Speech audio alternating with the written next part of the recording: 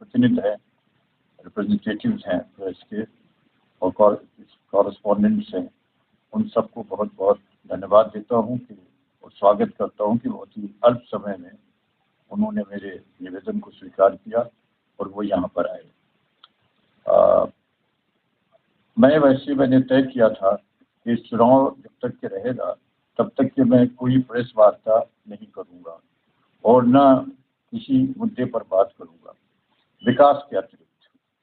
लेकिन दुर्भाग्य से मुझे आज आपके बीच में आना पड़ा, क्योंकि मुझे पता चला कि हमारे वरिष्ठ विधायक माननीय जो स्थानीय विधायक हैं, उन्होंने कुछ प्रश्न उठाए और कुछ बातें कही। अब आपको ताज्जुब हो रहा होगा कि वरिष्ठ कैसे मैंने कहा। वैसे वो जिन संस्थाओं में पढ़े हैं और जिन संस्थाओं में उन्होंने तालीम हासिल की है, जहाँ से चाहे लॉ हो चाहे अंडर ग्रेजुएट हो, या तो मेरी बनाई हुई है या मेरा किसी न किसी तरह से उस संस्था से ताल्लुक रहा है। और वरिष्ठ इस वजह से है कि मेरा कार्यकाल इस क्षेत्र की सेवा के लिए कुल 13 साल रहा है। 74 से 77, 80 से 85 और 96 से 2, आप लगा लीजिए हिसाब, 13 साल। और उनका 27 साल रहा है। तो जब 27 साल रहा है तो मेरे वरिष्ठ तो हुए ही हो, समझे आप।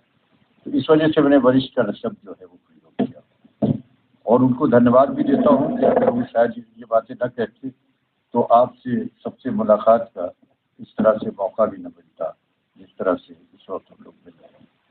पहली बात उन्होंने कही कि वो कटाई मिल को चालू नहीं कर सकते और कटाई मिल के बंद होने का उन्होंने आरोप लगाया कि ये सब जो है वो कटाई मिल मैंने या मेरे जो है वो बंद करवा दी। एक बहुत ही स्वाभाविक और एक आप लोग सोच सकते हैं कि जो व्यक्ति कोई दरख्त लगाता है फल खाने के लिए और दूसरे उससे फायदा उठाए, वो उसको काटना खुद पसंद नहीं करता है।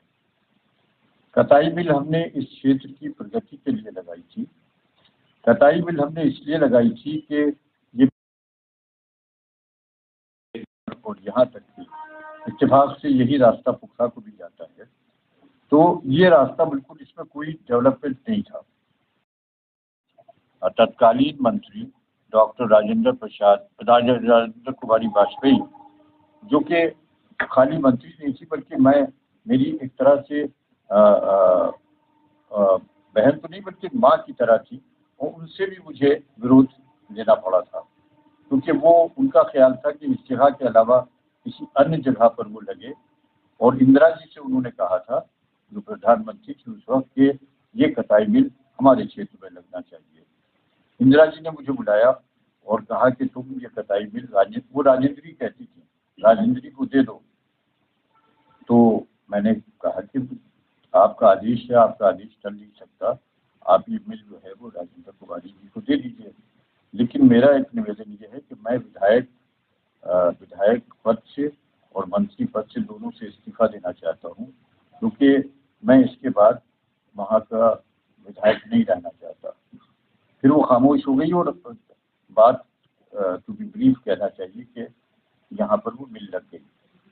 मिल उस वक्त लगी जबकि वहाँ पर न तो ज़मीन थी और न कोई बिल्डिंग थी, कोई चीज़ नहीं थी।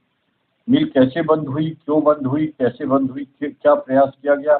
आखिरी बार जो आखिरी हिचकी ले रही थी तो उस वक्त मोतीलाल वोरा जी राष्ट्रपति शासन था। मैंने उनसे 5 या 6 करोड़ रुपए, मुझे एग्जैक्ट अमाउंट नहीं याद है, कि वो रुपया लेके मैंने फिर इसको दिलवाया और मिल फिर चली और फिर झटके के साथ फिर बंद हो गई।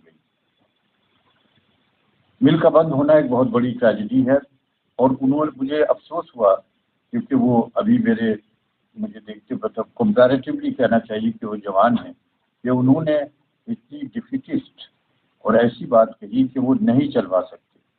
मैं उनको बताना चाहूँगा कि मैं उम्र में उनसे काफ़ी बड़ा हूँ, लेकिन ये मैं आपसे वादा करता हूँ कि 2 बातें जो उन्होंने कही कि मैं ज़िले का पिटारा खोल के बैठ जाता हूँ, तो ज़िले का पिटारा जो है वो कोई पॉलिटिकल बात नहीं है। ज़िले का मामला जो है वो ये है कि अगर गांजरी ज़िला बन जाता तो इस क्षेत्र का विकास स्वयं हो जाता।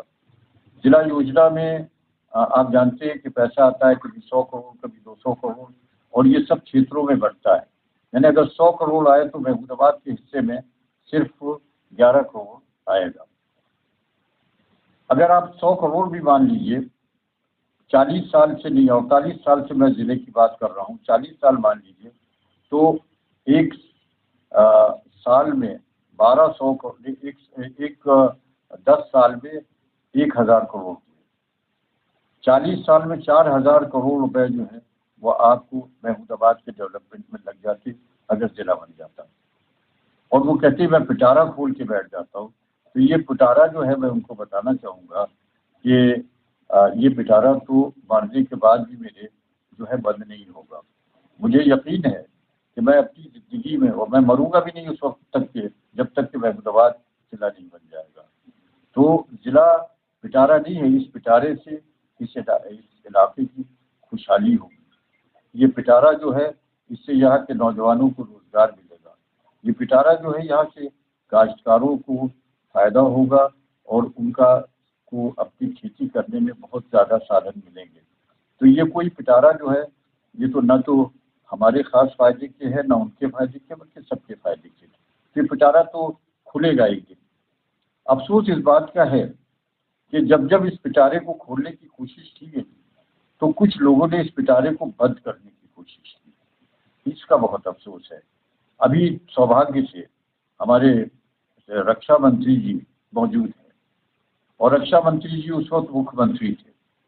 मैं चाहूँगा कि जो लोग इस पिटारे की बात करते हैं वो मेहरबानी करके उनके पास जाएं और ये कहें कि 2001 में अम्मार रिजवी आपको लखनऊ से महमूदाबाद क्यों लिए जा रहे थे, और वो ये भी बताएं जनता को कि वो कौन कारण थे कि जब अडवाणी साहब की मीटिंग, अडवाणी साहब, अभी अडवाणी जी भी हैं, अडवाणी और ईश्वर करे वो शतायु हो और उससे ज़्यादा वो देश जीवित रहे और तंदुरुस्त रहे और देश हम सबका नेतृत्व करते रहे।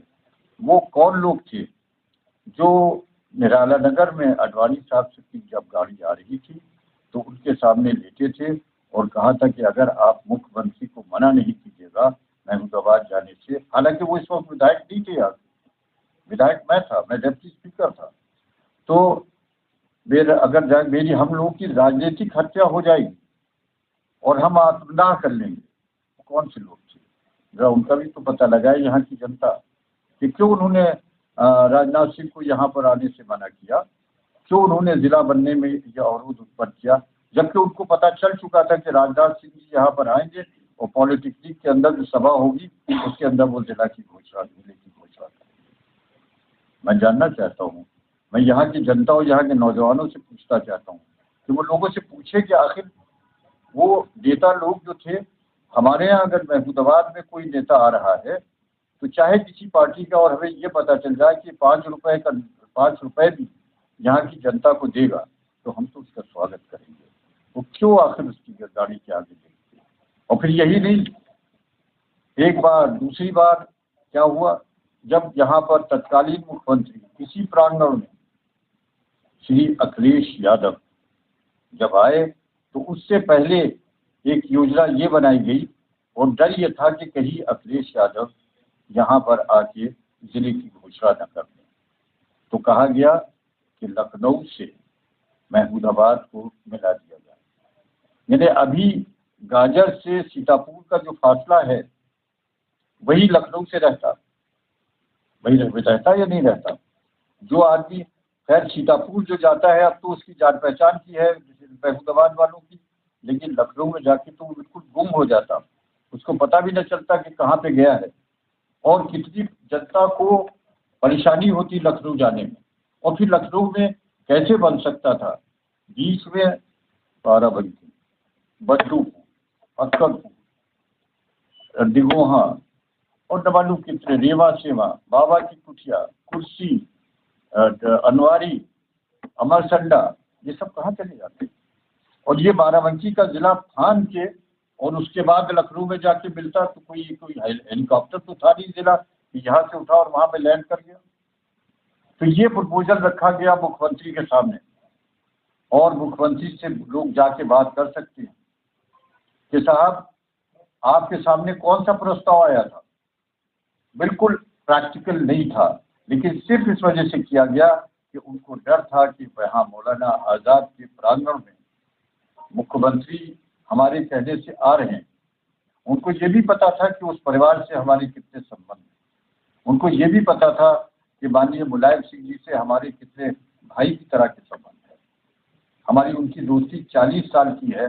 शायद उस वक्त बहुत से लोग जो आज नेता बन गए हैं उन्होंने मुलायम सिंह जी की सूरत भी न देखी हो या सूरत देखने के काबिल भी न रहे हो।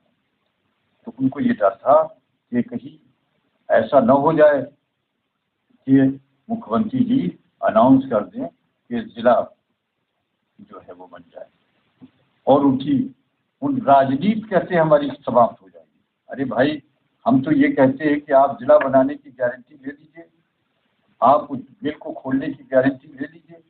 हम लिख के देने के लिए तैयार हैं कि मैं और मेरे परिवार का कोई सदस्य जो है वो कभी राजनीति के करीब नहीं आएगा। आप ही के परिवार के सदस्य लोग रहें, आप ही के जाति के लोग रहें और आप यहाँ का प्रतिनिधित्व करते रहें, लेकिन महमूदाबाद का तो भला हो जाए। जिस वक्त मैं ये बिल खोल रहा था उस वक्त पांडे जी थे, मैं नाम उनका भूला हूँ, गोरखपुर से एमएलए थे और मैंने चीफ कमिश्नर और सबको बुलाया था और वो भी बैठे सुनते रहे पंडित जी। और उसके बाद कहीं साहब वो क्या कर रहे हो, हमने कहा बिल बना रहे हैं। कहीं अपनी ताबूत में कील ठोक रहे हो, ये बिल ना बनवाओ। जिन लोगों से तुम्हारा मुकाबला है बिल बनवा के तुम अपनी राजनीति को समाप्त कर रहे हो। हमने कहा पंडित जी बन जाने दीजिए, हम तो जिंदा हमेशा के लिए कोई रहने नहीं आया है, लेकिन क्षेत्र का तो फायदा होगा। तो क्षेत्र की बात है यहाँ पर।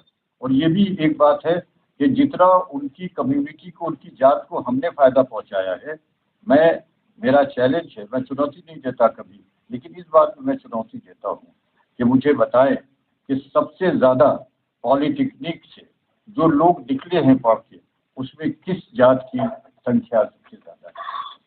मुझे ये भी बताएं कि इस चीनी मिल के बन जाने से जो सबसे ज़्यादा पैसा मिला है और सबसे ज़्यादा लोग लाभान्वित हुए हैं वो किस जात के लोग हैं, ये बताएं मुझे। न तो उसमें आपको पंडित मिलेंगे, न ठाकुर मिलेंगे, न कायस मिलेंगे, न मुसलमान मिलेंगे, बल्कि एक विशेष जात के लोग मिलेंगे जिनको सबसे ज़्यादा फायदा हुआ है, जो अपना 5 रुपए और 10 रुपए क्विंटल गन्ना जो है वो यहाँ चांदपुर बेल में बेचा करते थे। आज मौलाना आज़ाद यहाँ पर ये इंस्टीट्यूट है, आज यहाँ पर फखरुद्दीन अली अहमद है, यहाँ भी पर देख ले कि फायदा किन लोगों को ज़्यादा पहुँचा है।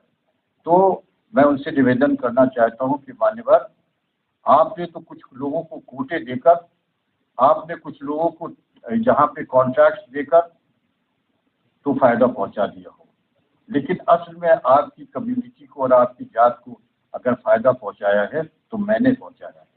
उनको शिक्षा देकर, उनको ट्रेनिंग देकर, वोकेशनल ट्रेनिंग देकर, उनको रोजगार दिलवाकर। कोई आजकल इंजीनियर है, कोई जूनियर इंजीनियर है, कोई कुछ है, कैसे है? इन्हीं संस्थाओं के बदौलत है। इससे सबसे ज़्यादा फायदा आपको हुआ है। तो उस कम्युनिटी को कोई शुक्रिया हमारा अदा करना चाहिए। और मुझे मेरा कोई शुक्रिया अदा न करे, लेकिन मुझे बड़ा संतोष है कि कम से कम महमूदाबाद के रहने वालों में इतने हिस्सा जो है, इतने लोगों को फायदा तो पहुंचा। खैर छोड़िए। तो ये बात हुई। एक तो उन्होंने कहा कि जिले का पिटारा जो है उस वक्त तक के पिटारा खोला जरूर जाएगा जब तक कि महमूदाबाद जिला न बन जाए। दूसरी बात उन्होंने कही कि वो मिल को नहीं चला सकते।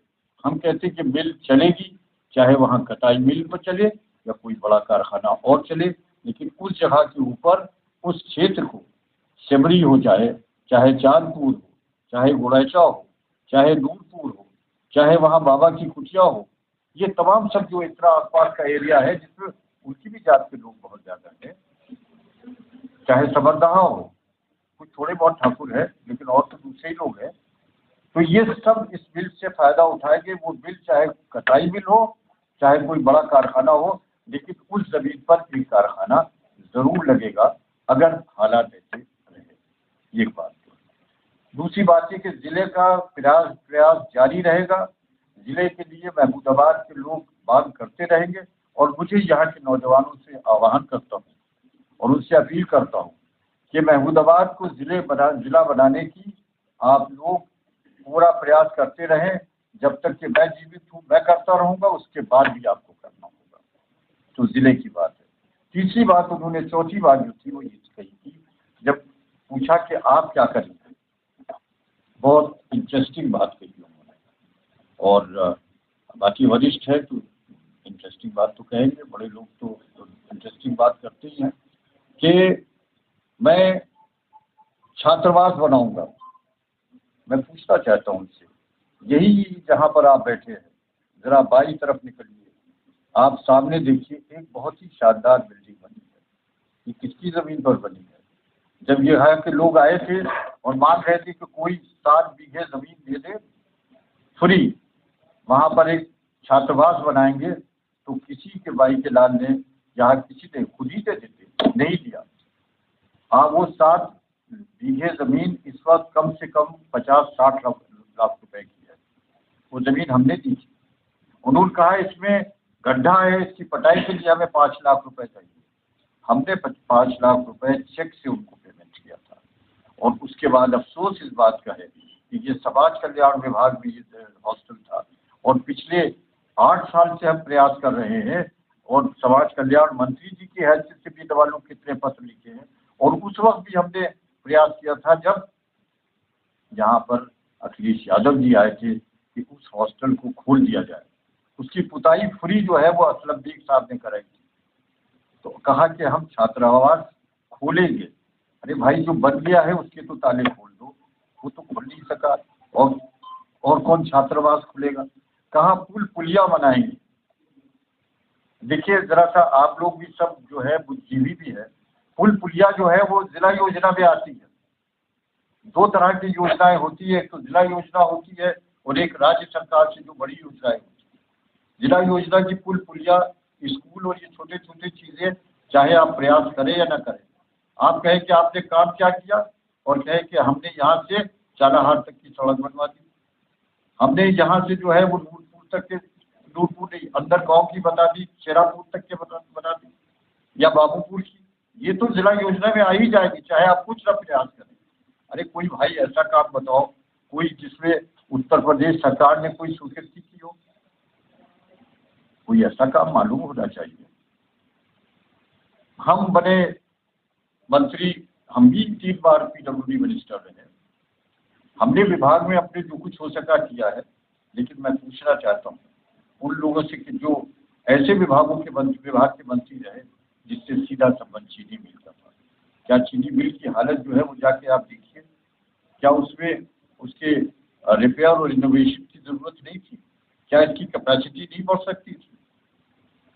और मैं फिर याद दिलाना चाहूँगा कि उत्तर प्रदेश सरकार की पत्रावलियों में माननीय श्रीपद मिश्रा जी की दस्तखत की हुई पत्रावली पड़ी हुई है कि महमूदाबाद चीनी मिल में एक डिस्टिलरी जो है वो बनाई जाए। वो डिस्टिलरी कहाँ गई? अगर हमारे पास ये विभाग होता तो पहला काम तो हम ये करते कि हम डिस्टिलरी बनवा देते यहाँ पर। अगर हम केंद्र मंत्री होते तो पहला काम तो ये करता है कि जो आज ये बेलिगारत की तरह से, रेजिडेंसी की तरह से लग रही है, वो ठीक हो जाती। आज चीन गिरे हुए हैं, आज वहाँ जंगल है, आज कोई चीज जगह बैठने की नहीं है। आप खुद जाके देखिए कि क्या हालत हो गई है। आज क्रशिंग कैपेसिटी जो है उसकी जो है लिमिटेड है, वो भी नहीं हो सका जिसके हम मंत्री रहे। तो मुझे ये कहना है कि भाई आपसे मेरा अनुरोध है, माननीय विधायक जी, माननीय मंत्री जी, माननीय वरिष्ठ रिप्रेजेंटेटिव कि कृपया सहयोग कीजिए। 2 चीजें होती हैं, राजनीति अलग है, विकास अलग है।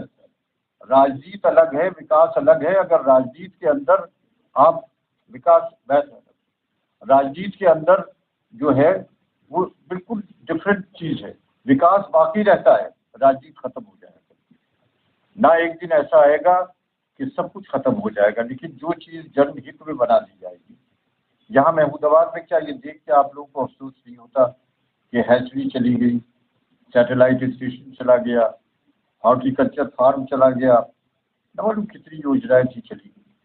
इनको लाइए अगर कोशिश कीजिए, लेकिन ये कहना कि हम नहीं कर सकते, ये तो एक तरह से अपनी शिकस्त, अपनी हार का जो है वो पहले ही से ऐलान है। ये न कीजिए।